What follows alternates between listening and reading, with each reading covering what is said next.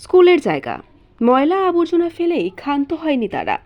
ছোট ছোট ছেলে মেয়েদের আসা যাওয়া বন্ধ করতে রীতিমতো দেয়াল তুলে আটকে দিয়েছে কালেক্টর স্কুল অ্যান্ড কলেজের পেছনের পথটি। এ নিয়ে অনেক অনুরোধ, মিনতি শেষে বিভাগীয় কমিশনারের হস্তক্ষেপ পর্যন্ত হয়েছে।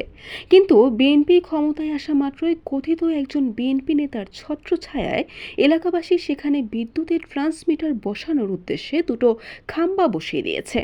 অথচ নিজেরা পকেট গেট তৈরি করে নিয়মিত যাতায়াত করছে কালেক্টর স্কুল অ্যান্ড কলেজের ভেতর দিয়ে।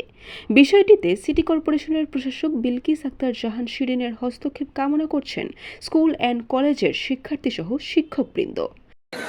আমাদের যাওয়া আসা করতে অনেকটা কষ্ট হচ্ছে। যদি রাস্তাটা খুলে দেওয়া হয়, মানে গেটটা খুলে দেওয়া হয়, তাহলে আমাদের জন্য অনেক ভালো হয়। আর এখানে রাস্তাটা হলে আমাদের স্টুডেন্টদের জন্য অনেক উপকার হয়, কারণ এখান থেকে যদি আমরা যেতে পারি তাহলে আমাদের আর ঘুরে যেতে হয় না।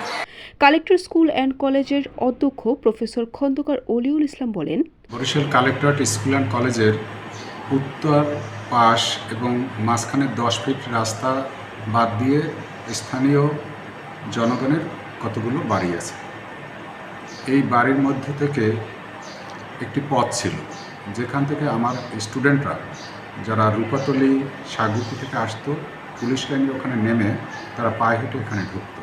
কিন্তু এটা হঠাৎ করে একদিন রাতে পথটাকে বন্ধ করে দেওয়া হয়।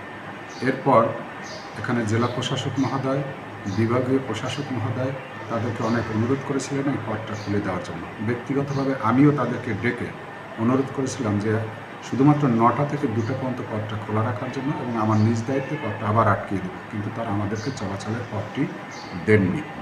উপরন্তু তারা সময়ে সময় এই 2 বিল্ডিংয়ের মাঝখানে পচা বিভিন্ন রকম আবর্জনা নোংরা